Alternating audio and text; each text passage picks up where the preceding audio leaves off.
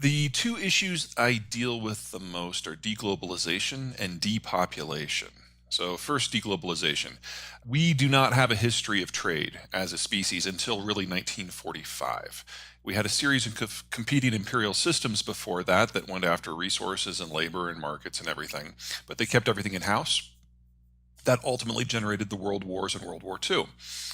At the end of the war, the Americans proposed that they would use their Navy so that everyone could go anywhere at any time and interface with any market, partner with any foreign country, participate in any supply chain, and the United States would open its market if in exchange everyone would line up shoulder to shoulder, not behind us or with us, but in front of us to absorb any ammo that happened to come in from the Soviet Union. We purchased an alliance to fight the Cold War. That's globalization. It was always a security plan for the Americans, not an economic one. And so in the last 7 elections since the Cold War ended, we've elected more and more isolationist and populist presidents, and Biden is the culmination of that. He is more populist and he is more or less of a globalist than even Trump was. This isn't an aberration, this is a trend. Second, depopulation. Normally you have a lot of babies and then fewer children, fewer teenagers, fewer young adults, fewer mature adults, and fewer retirees. Normally, if you stack it all up, you get a pyramid. Well, when the United States allowed global trade, everyone could access all the capital and technologies and resources of the world. So the whole world started to industrialize at a breakneck pace. And when you industrialize, you move to town.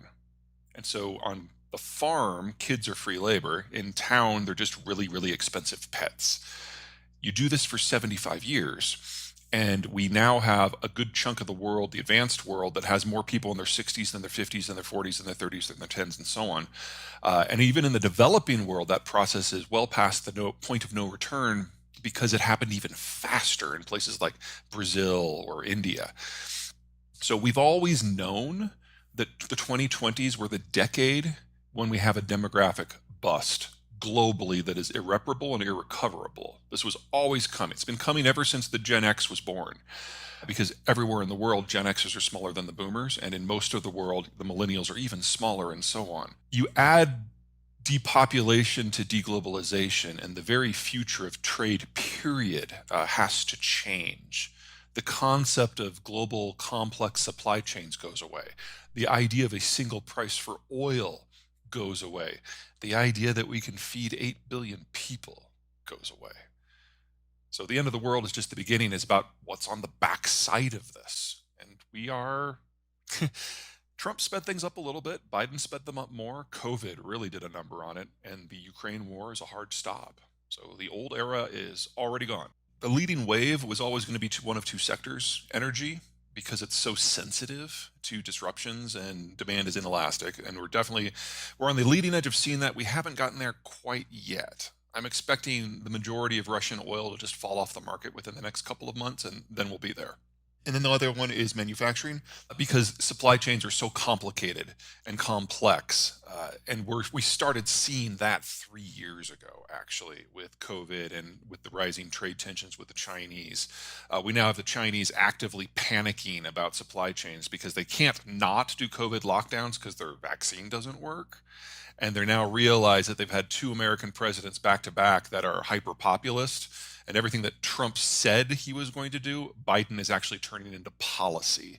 So that decoupling we've started musing about a few years ago is happening at light speeds now, and the companies that were unable or unwilling or just didn't believe it during COVID and refused to diversify or reshore things back to North America, they're so screwed because now we're at that point demographically where the baby boomers are retiring, and that's taking our biggest chunk of skilled labor with them. So we knew that labor costs had to go up when the baby boomers retired.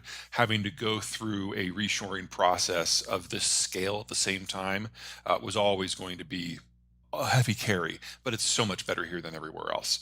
Where does this take us?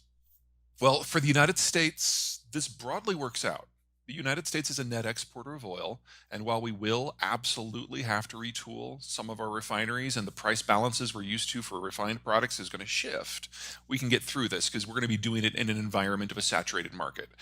We don't use a lot of Russian crude. We never did. And refineries have been moving bit by bit in this direction for 15 years because of the shale revolution anyway, to run on what is local. So we'll be okay there. We're the world's largest exporter of foodstuffs. We'll be okay there.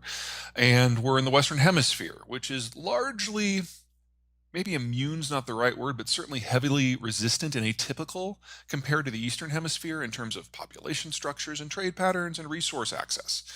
So the United States will have some bumps on the way, but 5 years from now, we're going to be in a better place than we are now with a more stable supply chain system. Getting here, from here to there, it'll be awkward at times. Everybody else is so screwed, though.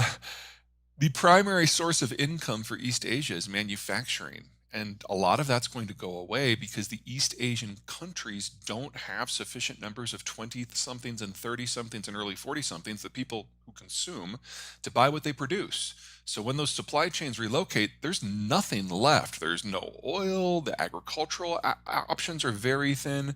The Chinese import 85% of their oil. 85% of that comes from the Persian Gulf, and the United States is no longer there to keep the lines open. They import 85% of the stuff that allows them to feed their population, so they're looking down famine. The story is different based on where you are. But this 70-year period we've been in where it almost seems like hyper growth and hyper technological advancement, because it has been that way, that stops now. Tech development requires scads of young workers who are very bright, the ability to connect them all, and scads of capital to pay for the research, the operationalization, and the implementation. Once the baby boomers retire, the money goes away. And as deglobalization breaks, those connections among workforces goes away. So Silicon Valley will still be there, but it won't have the global network that it's used to. So everything is going to slow down. For a modern economy, food's at the bottom, then agriculture, then industrial materials, then you get into things like manufacturing and finance. And if you don't have all of that, the tech doesn't happen. Tech is something that is added on top that does not function if you don't have energy or food or manufacturing. You're the expert when it comes to price points for convoys. From a technical and a legal point of view, I certainly agree that those are going to be the first ones. Cost competitive with rail, ooh, that's tough. I mean, your average rail line can take 6,000 containers. So to be able to replace that with trucks, I'm going to call that a little squishy. I don't know one way or the other. For that would happen in places that are relatively not flat. You can't build rail lines to transport large amounts of cargo where the slope is any more than 1%. So the competitive advantage you'd be seeing for trucks are going to be in places that are already have to be truck-centric. I would expect the country where that could potentially benefit the most is going to be Mexico. I will underline that in that scenario, you're going to have some very interesting evolutions in the cartels. In the United States, not so much, because either you're in California where the traffic is too bad for convoys, or you're in the Midwest where rail and water works better. I would expect, we're talking here about a transformation of distribution systems for this to happen. And I'm not saying that can't happen. I'm not saying that's not going to happen. But in the future, I see manufacturing going to be co-located with population centers with a lot more custom on-demand manufacturing. And in that sort of an environment, convoys don't make a lot of sense. So you're talking relatively long haul from point distribution to point sourcing.